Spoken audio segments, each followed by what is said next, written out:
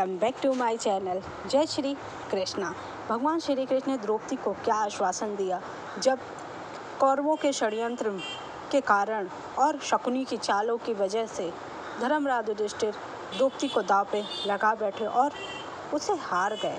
तब उसके साथ जो कुछ हुआ, अमानवीय व्यवहार, जो कि एक राजा की पुत्री है और एक भरत वंश की पुत्रवधू है और चक्रवर्ती सम्राट की पत्नी भी है, वह आज वेश्या कह के संबोधित की जा रही, वह भी अपने ससुराल में, जो कि उसके बहुत अपमान हुआ।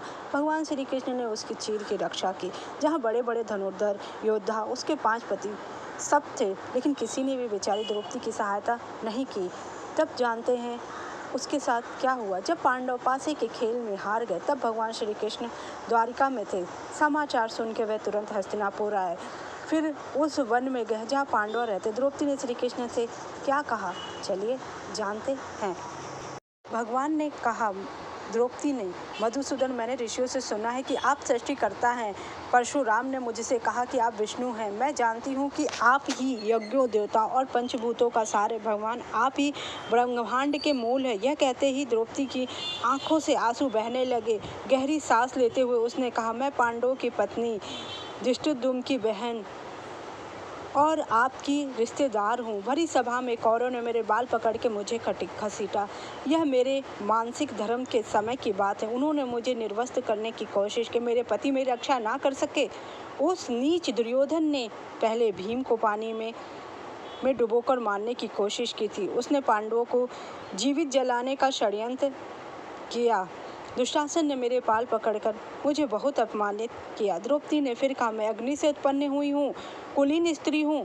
आपके प्रति मेरा शुद्ध प्रेम और भक्ति है। मेरी रक्षा की शक्ति आप में है। यह सर्व विदित है कि आप अपने भक्तों के वश में हैं, फिर भी आपने मेरी विनती नहीं सुनी।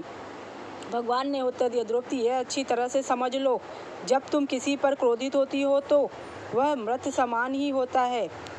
जैसे आज रो रही हो, वैसे ही उनकी पत्नियां भी रोएंगी। श्री कृष्ण ने उस योद्धाओं की सभा में उससे कहा, हे सुंदरी, जिन लोगों ने तुम्हें क्रोधित किया है, उनकी पत्नियां इसी प्रकार विलाप करेंगी। वे भूमि पर पड़े प्राणहीन शवों को देखेंगी। उनके शरीर विभत्सु के बाणों से आच्छादित होंगे और रक्त से भीग जाएंगे। शोक मत करो, मैं वही करूंगा जो पांडव कर सकते हैं। मैं तुम्हें एक वचन देता, तुम राजाओं की रानी बनोगी। चाहे आकाश गिर जाए, हिमालय फट जाए, पृथ्वी छिन्न भिन्न हो जाए और समुद्र सूख जाए, हे कृष्णा, परंतु मेरे वचन मिथ्या नहीं होंगे।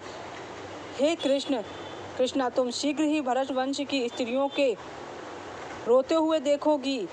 हे कायर, हे सुंदरी, वे भी वैसे ही रोएंगी जैसे तुम रो रही हो आज, क्योंकि उनके सगे संबंधी मारे जाएंगे, उनके मित्र सारे मारे जाएंगे और उनके सैनिक मारे जाएंगे। भीम, अर्जुन और जुड़वा भाइयों के साथ मैं युधिष्ठिर के निर्देश और नियमित के अनुसार कार्य करूंगा। यदि धृतराष्ट्र के पुत्र मेरी बात नहीं मानेंगे तो वे भाग्य से पकड़कर मारे जाएंगे और कुत्तों और गीदड़ों का आहार बनकर भूमि पर लेटे जाएंगे। हिमालय पर्वत हिल सकता है, पृथ्वी सैकड़ों टुकड़ों में बिखर सकती है, आकाश अपने सभी नक्षत्र गिर सकता है, परंतु मेरे वचन झूठे नहीं होंगे। हे कृष्णा, मैं तुम्हें यह सत्य कह रहा हूँ, अपने आंसुओं पर नियंत्रण रखो। शत्रुओं के मारे जाने पर तुम शीघ्र ही अपने पतियों को समृद्धि के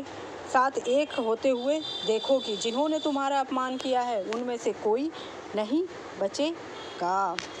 ने द्रौपदी का आश्वासन दिया, जिन्होंने उसका अपमान किया है उन सभी की हार होगी और उनकी पत्नियां भी उसी तरह रोएंगी जिस तरह आज तुम रोई।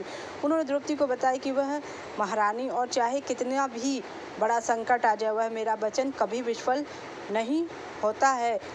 श्री कृष्ण ने द्रौपदी को धीरज रखने और युद्ध की प्रतीक्षा करने को कहा, क्योंकि धर्म की जीत अवश्य होगी। द्रौपदी ने रोते हुए श्री कृष्ण ने कहा कि भरी सभा में कौरव ने उसे बाल पकड़कर घसीटा और निर्वस्त्र किया। उन्होंने बताया कि उनके पति उनकी रक्षा ना कर सके और उन्होंने अपनी पवित्रता और कुलीनता के बावजूद अपमान सहन करना पड़ा।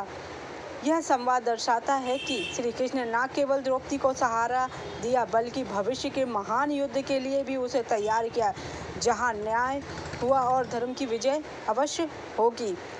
ने बताया कि राजसूय यज्ञ के दौरान जब उनकी उंगली कट गई थी तब द्रौपदी ने अपनी साड़ी का पल्लू फाड़कर उसे बांध दिया था। आज उसी उपकार का ऋण चुकाना है, इसलिए उन्होंने द्रौपदी के बुलावे का इंतजार किया और फिर दौड़ते हुए उसके पास चले गए। अगर आपको मेरी जानकारी अच्छी लगी उसके थैंक यू सो मच। जय श्री